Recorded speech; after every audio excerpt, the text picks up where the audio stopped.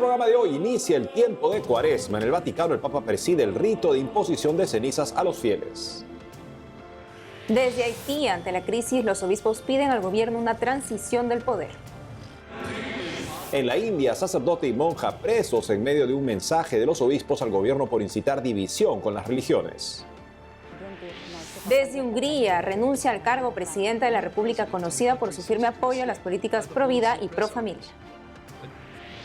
Desde Perú, estreno en Cuaresma, 2 cortometrajes basados en la fuerza de la perseverancia en la oración: la parábola del juez inicuo y la viuda, y la parábola del amigo inoportuno. Natalie, en sus marcas, listos, comenzó la Cuaresma. Comenzó la Cuaresma. Eddie, un santo inicio de Cuaresma para ti y para nuestros televidentes. Es un gusto estar con ustedes informando desde nuestros estudios en Lima, Perú. Gracias por acompañarnos en EWTN Noticias. Soy Eddie Rodríguez Morel. Yo soy Natalie Paredes. Empezamos en noticias desde el Vaticano en miércoles de ceniza, inicio del tiempo de Cuaresma. Al cierre de este noticiero, el Papa se preparaba para presidir los actos litúrgicos en la Basílica de Santa Sabina. Por la mañana, el Santo Padre alertó en su catequesis sobre el demonio del mediodía. Nuestra corresponsal Almudena Martínez Bordiú nos cuenta. Continuando con su ciclo de catequesis sobre los vicios y las virtudes, el Papa Francisco reflexionó en la audiencia general de este miércoles sobre la acedia, una tentación poco conocida pero muy peligrosa que provoca que la vida pierda su sentido y cuyo remedio, aseguró, es la paciencia de la fe. Al inicio de su catequesis impartida desde el aula Pablo VI del Vaticano, el Santo Padre explicó que a menudo este término suele sustituirse por el de la pereza. Sin embargo, precisó que la pereza es una consecuencia de la acedia, cuya raíz en griego significa falta de cuidado. Precisó que la acedia suele definirse también como el demonio del mediodía, ya que nos atrapa en mitad del día cuando la fatiga está en su ápice y las horas que nos esperan nos parecen monótonas e imposibles de vivir. Algo que recuerda mucho al mal de la depresión. Explicó que para vencer esta tentación es necesaria la paciencia de la fe, es decir, tener el valor de permanecer y acoger la presencia de Dios y recuperar así la alegría sencilla del aquí y ahora. Asegura además que esta es una batalla decisiva que hay que ganar a toda costa, al igual que lo hicieron muchos de los santos de la Iglesia, quienes con su ejemplo invitan a fijarnos metas más al alcance de la mano y a perseverar apoyándonos en Jesús, que según el Santo Padre nunca nos abandona en la tentación. En la tarde de este 14 de febrero, miércoles de ceniza, el Papa Francisco presidirá la primera estación cuaresmal en la iglesia de San Anselmo en el Aventino, una de las famosas colinas de Roma. Posteriormente, tras la procesión penitencial hacia la Basílica de Santa Sabina, celebrará una misa y bendecirá la ceniza que será impuesta a los fieles. Las estaciones cuaresmales son una de las tradiciones más arraigadas del inicio de la Cuaresma en Roma. Se trata de un antiguo rito que invita a los fieles a detenerse para meditar sobre la pasión del Señor. Cada día de la Cuaresma, los fieles romanos se detenían delante de una de las iglesias del centro de la ciudad, erigidas en memoria de los mártires, para meditar antes de continuar con sus actividades cotidianas. Posteriormente se realizaba la procesión en la que solían cantarse las letanías y finalmente se celebraba la Santa Misa. En Roma, Almudena Martínez Bordiú, EWTN Noticias. Nos vamos a Haití, donde la violencia no cesa, y por eso la Conferencia Episcopal Local pide a las autoridades que intervengan con prudencia por el bien de la nación y pongan fin al sufrimiento del pueblo haitiano. Monseñor Pierre-André Dumas, arzobispo de Ansé-Obo-Miquelon y vicepresidente de los obispos haitianos, dijo que es necesaria una transición pacífica del poder. La sociedad paralizada por el miedo y las escuelas cerradas desde hace semanas por temor a nuevos atentados son un símbolo del fracaso, afirmó el prelado. Los obispos haitianos escribieron estar hartos de los asesinatos, violaciones y secuestros, especialmente en los últimos 3 años. Reafirmaron a las autoridades darse cuenta de la gravedad de la situación actual y tomen una sabia decisión por el bien de Haití. Pasamos a noticias de la India. Inquietantes casos de amenazas contra escuelas cristianas ocurrieron en los últimos días en la región nororiental del país. Un grupo de personas amenazó con realizar un ritual hindú este 14 de febrero en una escuela misionera de Tripura. Por las buenas o por las malas, fueron sus palabras. Los directivos pidieron protección a las autoridades. Lo mismo pasó en 3 escuelas de Assam. En uno de los casos, un grupo hindú dio un plazo de 15 días a las escuelas cristianas para que retiren todos los símbolos cristianos y prendas religiosas que lleven sacerdotes, monjas y clérigos en sus campus. Pero la persecución a los católicos en la India no queda ahí. Veamos más. Él es el padre Dominique Pinto, sacerdote en la India. Desde el 5 de febrero último está detenido acusado de intentar convertir a hindúes pobres al catolicismo. El padre Pinto es director de Navinta, un centro pastoral. En ocasiones, esta entidad cede sus instalaciones evangélicos que estudian las enseñanzas de Jesús. La reciente jornada congregó a más de 100 personas, por ello fue detenido. Según relató a Asia News Monseñor Gerald Matias, obispo de Lucknow, un grupo de nacionalistas hindúes denunciaron al padre Pinto, alegando que en su local realizaban conversiones. El obispo rechazó los cargos, dijo que los participantes solo hablaban, predicaban y rezaban. La población de la India es 79,8% hindú, 14,2% musulmana y 2,3% cristiana. En el estado de Uttar Pradesh, el más poblado de la India, con 230 millones de habitantes, solo el 0,18% son cristianos. Por eso hay una comunicación constante entre católicos y practicantes de variantes del cristianismo. Para el obispo se trata de un caso grave de abuso de la ley anticonversión, ya que la policía registró la denuncia sin ninguna prueba. El padre Dominique Pinto sigue detenido hasta el cierre de este noticiero. Al otro lado de la India, hace unos días la policía arrestó a la hermana Mercy, monja carmelita. La acusaron de incitar al suicidio. La detención se produjo después de que se quitara la vida un adolescente del colegio donde la hermana es profesa. Según fuentes policiales, la niña dejó una nota en la que se quejaba de haber sido torturada por la monja. Según la diócesis de Ambikapur, la monja interrogó a la niña y a otras dos por encerrarse en el baño en un lugar de ir a clases. La hermana les pidió sus documentos de identidad y citó a sus padres. El padre Lucián Cujur, director de los colegios de la diócesis, dijo que aún no está claro si la nota de suicidio es original. Sostuvo que las acusaciones contra la monja son falsas. Si es declarada culpable, la hermana Mercy podría ir a la cárcel por 10 años o incluso recibir cadena perpetua. La Conferencia de Obispos de la India lamenta que los ataques contra los cristianos sigan aumentando. Piden que el 22 de marzo sea un día de oración y ayuno por la paz y la armonía en el país. Este 20 de febrero, primer martes de Cuaresma, Nuestra Señora del Encuentro con Dios Producciones estrena 2 cortometrajes basados en la fuerza de la perseverancia en la oración. Para hablar al respecto estamos con la hermana María Esther García. Ella es productora general de NSE Producciones y habla desde Barcelona, España. Hermana, bienvenida. Gracias, Edwin, y gracias a todo EWTN por invitarme. Hermana, cuéntenos por qué estos cortometrajes estrenarlos justamente al inicio de la Santa Cuaresma. Los ponemos en el marco de la Cuaresma porque la Cuaresma es un tiempo litúrgico de conversión, lo sabemos, cuyas bases o pilares que nos invita la Iglesia a ejercitar en este tiempo especial son la oración, el ayuno y la limosna. Estas 2 parábolas expresamente a través del evangelista San Lucas nos hablan de la oración. Más que de la oración, como decía usted al principio, de la perseverancia en la oración, porque todo eso también ejercita nuestra fe. Es lo que vamos a ver en la representación de estas parábolas en estos cortometrajes cinematográficos, es lo que hemos querido plasmar y vemos que la Cuaresma es un tiempo muy adecuado para poder estrenarlas. ¿Y cuáles son las parábolas, hermana, en concreto, que nos ayudan a apreciar la importancia de perseverar en la oración? Como decía el evangelista San Lucas, las trae, es la parábola del juez inicuo y la viuda inoportuna y la parábola del amigo inoportuno. ¿De qué nos hablan estas parábolas? Nos enseña Jesús. Sabemos que las parábolas son como pequeñas historias que Jesús acercaba al pueblo sencillo de temas y circunstancias muy cotidianas para ellos. Se ponía muy a su nivel y eran temas que ellos entendían perfectamente y nosotros también. Vemos cómo, y a Jesús le gustan mucho los contrastes. Lo que él viene a decir es que si este juez inicuo, malo, que no temía nada, que era como el rey poderoso de ese pueblo, porque antes no era como ahora.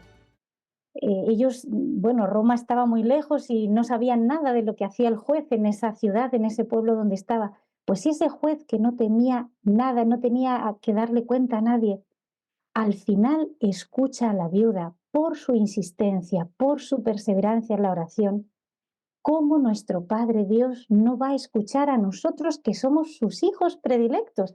Pero la gran pregunta que nos hace Jesús al final de estas parábolas, también en la del amigo inoportuno, es: pero cuando venga el Hijo del Hombre, ¿encontrará fe en la tierra? Dijéramos que la oración no suele fallar nunca por la parte de Dios, que siempre está dispuesto a escuchar a sus hijos. Más bien estas parábolas nos hacen examinarnos si la actitud nuestra es como la de la viuda y como la del amigo. Es decir, ¿qué tanto suplico yo? Siempre hay peligros de caer en pecado, de tentaciones. Por lo tanto, mi oración no puede cesar nunca. Debo siempre orar, que es como empieza Jesús el comentario de estas parábolas. Les dijo estas parábolas explicándoles o reiterándoles que conviene siempre orar y nunca desfallecer. Ojalá que estas parábolas nos puedan ayudar viendo la interpretación de lo que Jesús nos dice, viendo cómo esa viuda acude al juez una y otra vez hasta que consigue su propósito, ese amigo que toca y toca la puerta pidiendo que se le abra y se le entregue lo que necesita, que nos sirva para examinar: ¿realmente yo estoy acudiendo a Dios con esta perseverancia, con esta humildad, con esta fe incondicional de saber que voy a ser atendido? Y hermana, cuéntenos cómo pueden hacer las personas para ver estos cortometrajes.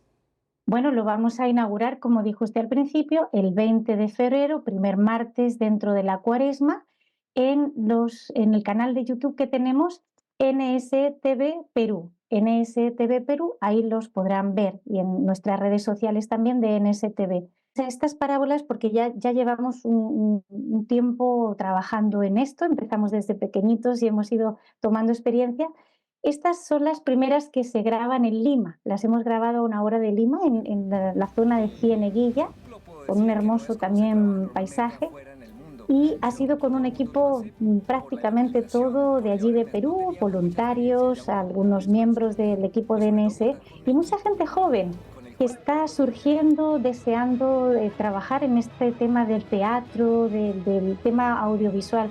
Así que también animamos a las personas que quieran que se vean que pueden trabajar en esta interpretación o en el equipo técnico, por supuesto, pues que puedan ponerse en contacto con nosotros para las próximas parábolas que iremos grabando. Este año tenemos ya proyectadas en abril 2 parábolas más y en agosto, si Dios quiere, otras 2 más.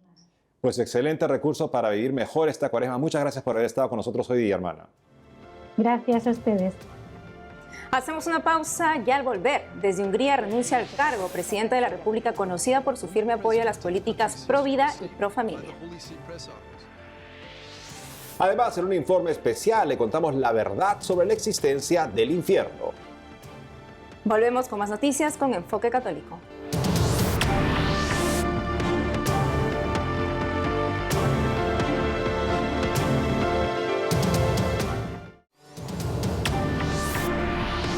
Ahora nos vamos hasta Hungría para contarles que hace poco renunció a su cargo a la presidenta de la República, conocida por su firme apoyo a las políticas pro vida y pro familia. ¿Qué pasó? Aquí le contamos. El 10 de febrero último, la presidenta de Hungría, Katalin Novák, renunció a su cargo ante las protestas por indultar en 2023 a un hombre condenado por ocultar abusos sexuales a menores.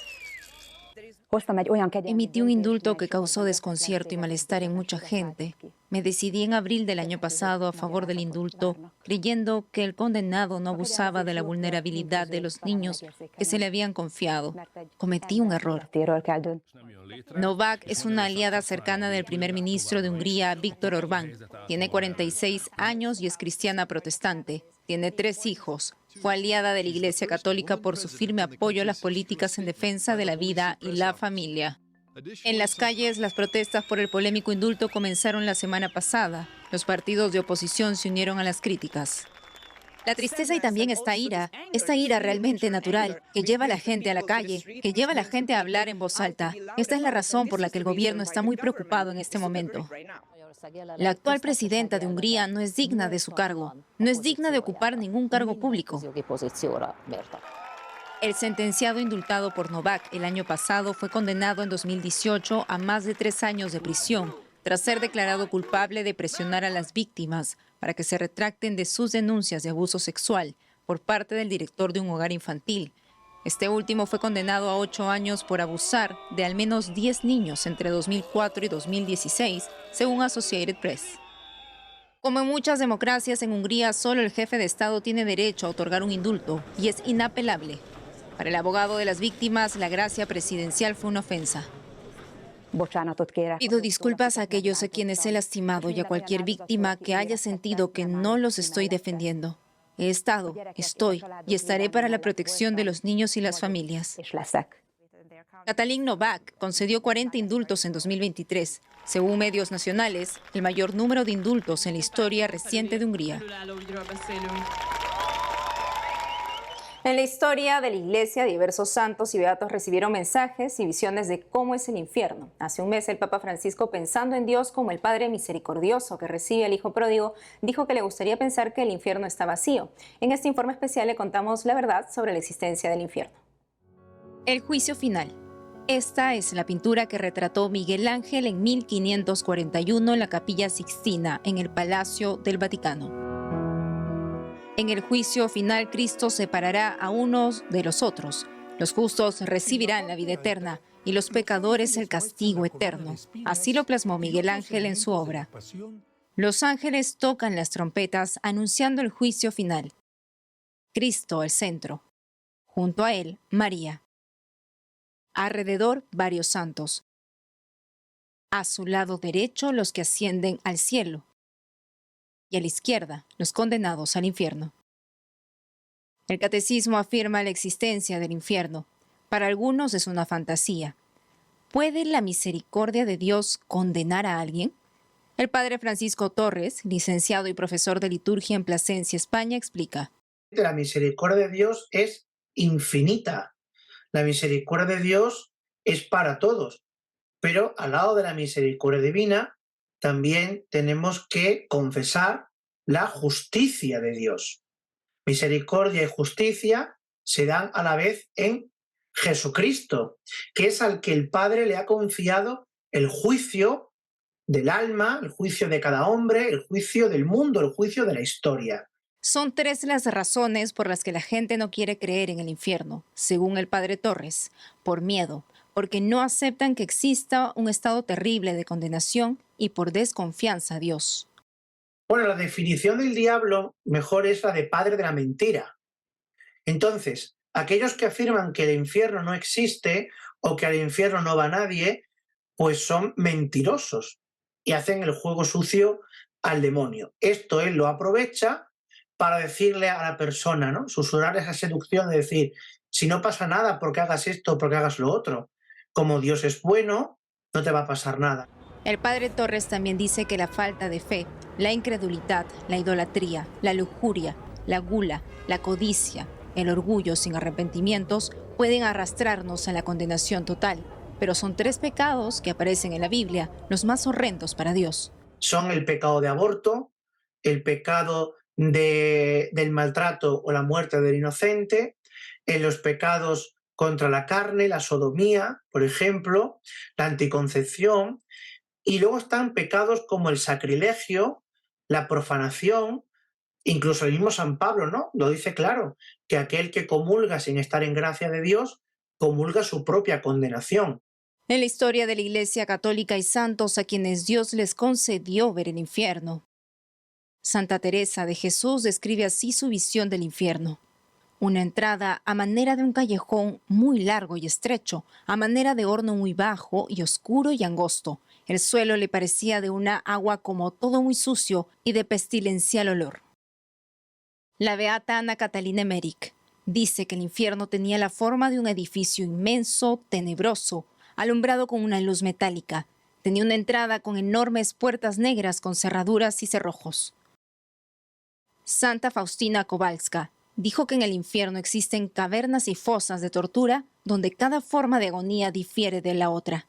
Hace unos años un exorcista muy reputado aquí en España describía el infierno, me parece que de una manera muy acertada, ¿no? Como ese estado de soledad en el que la gente está metida como en nichos oscuros y sabiendo que hay alguien a tu lado, nunca jamás te podrás comunicar con él.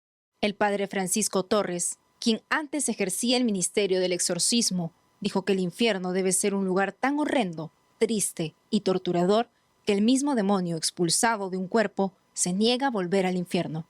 Algo que tortura mucho al demonio es el amor de Dios.